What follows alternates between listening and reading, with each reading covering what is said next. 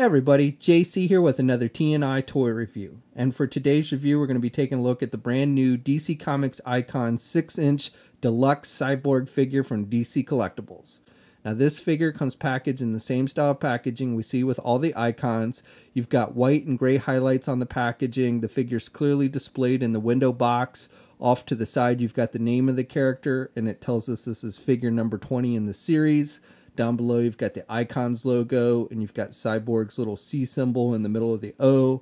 On the side of the packaging, it tells us that this figure is based on the Forever Evil storyline. And then on the back of the packaging, we have a look at all the figures in the wave. So we've got Swamp Thing, the New 52 Wonder Woman, Cyborg, and Deathstroke. And all of these figures are out at comic and specialty shops. Then down below, it tells us the figure was designed by Ivan Reyes and sculpted by Paul Harding. Alright, let's get this open and take a look at what's inside. Okay, so here's a look at the figure outside of the packaging along with the other contents. Now, first of all, let me just say a big thanks to the folks at DC Collectibles for sending this figure out to me so I could review it for you guys. Now, this figure does come with a little instruction sheet that shows you how to work all the accessories for Cyborg. You've got all the interchangeable arms and hands, and then it also shows you on the other side how to hook up the power generator that he comes with. Okay, so starting off with the hands, you get two different pairs of hands with this figure. You get a pair of closed-fisted hands, and these are the ones that are attached to the figure. And to switch out the hands, it's pretty easy. You just pull off the hand you want to replace. You've got the little peg on the hand and the hole on the arm, and then you pop in the hand that you want to replace it with. And the extra hands are just basically grip hands.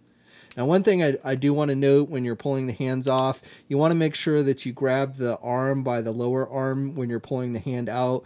The actual lower arms will pop off as well, so if you pulled from like not holding the arm or holding the upper arm, then you end up just pulling the whole lower arm off when you pull it out like that. So just be wary of that.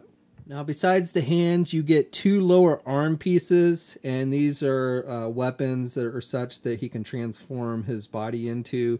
So you get one that looks like a laser cannon, and it's got a little red tip. And I like the metallic silver with the wash effect that they use on these. It really does look like metal. And then the other one is maybe a sonic cannon or something along those lines. Again, you've got the red in there, which looks good. And then you've got that wash effect. You got some black back here along with some more red.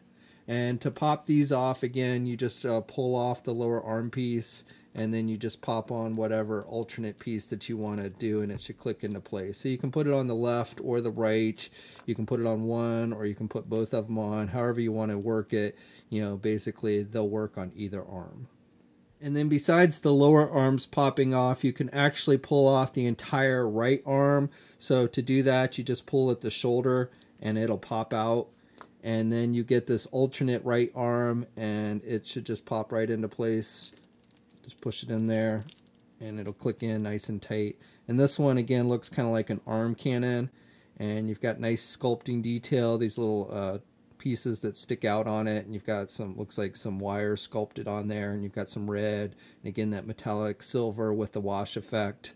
So again, overall nice look. And then on the back, again, you've got some more things that kind of stick out and some red markings. So really nice detailing on this alternate arm. And then finally we get this power generator, and I like the sculpting detail on this. You got these hoses and such sculpted throughout, and they've used that metallic silver with the wash effect. The hoses are black, and then you've got some red markings on it as well. So it definitely looks like an actual piece of machinery. And then they've included these three hoses, so you get two thin hoses and then this thick one. And these are like actually the wires that I guess conduct the power from the generator to Cyborg himself.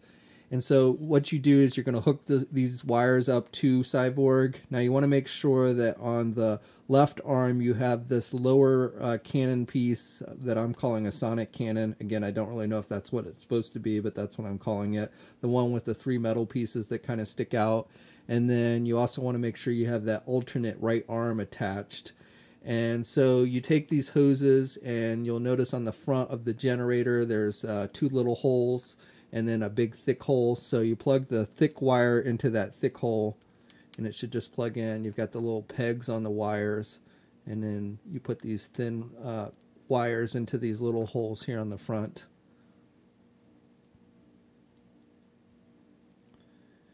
And then basically you take the thin wires, and you'll notice on the arm cannon there's a hole here on the side and also here on the back down here at the bottom. And so what you want to do is you basically connect these in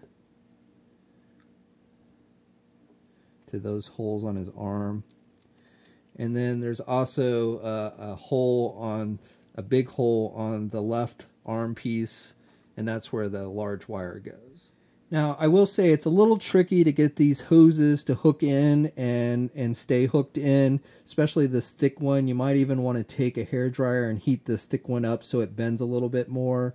They could have maybe used to make these thin hoses a little bit longer, but as it is, once you get them hooked into the figure and everything, you just kind of have the generator sit behind him like that, and then, you know, basically it looks like he's getting the extra juice for his heavy-duty weapons. So for the figure itself, this is virtually the same figure that we got in that Justice League box set, same sculpting, even almost identical paint applications. The only real difference I've been able to tell is with this line work that you see throughout the body of the figure. They actually painted these lines black on this figure, and it's most noticeable on his back here, whereas on the box set figure they left that unpainted. But otherwise it seems to be virtually identical to that figure. Now I do like the sculpting detail on this figure. I like how the head sculpt looks and how the metal pieces look with the flesh. And I like the face sculpt. I think they've done a good job with that. And he's got the red left eye and the little red circle there on his forehead. And his hair is just black. And then I like the metallic silver that they've used. And he's got the little C symbol sculpted on his chest. And then he's got the little red circles on his midsection and on his thighs. So again, just nice sculpting detail throughout. Definitely looks like a cyborg type body. And then I like how they've sculpted the arm pieces with these little extra pieces that are sculpted on his wrists. So again, even though it's identical to the box set figure, I think they did a really nice job with this one. So this figure stands at about 6 1/4 inches tall. Here's a comparison with the Rebirth Cyborg figure from the box set, and you can see they are the same height. Here's a comparison with the New 52 Wonder Woman figure, and these two again are pretty close to the same height. And then finally, here's a comparison with the other Justice League figures from that Rebirth box set. So for articulation, you can turn the head to the left and to the right. He really doesn't have much in the way of back and forth movement with the head. Arms attached with your standard ball hinge joint there at the shoulder so he can get his arm out good, and he's got good rotation. He's got a bicep swivel. He's got a double hinged elbow with the regular arms, so he's got good bending there. He's got swivels at the wrist and hinges on the hand, so up and down movement.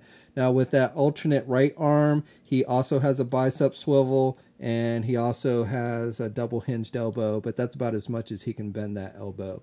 But still, it's pretty good articulation on there, and then no wrist articulation, obviously, with that one. And then for the midsection, he's got a rotation joint, so he can rotate, and you can also pivot to the left and the right there at the midsection. Not much in the way of crunch there. Can look back a little bit, but not too much. And then he has an actual ab crunch type joint, so he can look forward about that much, and then he can look back about that much.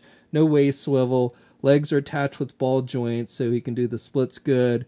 And then you can pull the legs down from the socket, and he can get his leg forward good, and he can do his leg back pretty good as well. Now, he does not have a thigh swivel. He does have the rotation up there, up high with the ball joints, so you do get some rotation there. He's got a double hinge knee, so good bending there at the knee, and then he's got hinges on the feet, so good up and down movement, and then he does have ankle pivot, and then 2 peg holes on the bottom of the feet.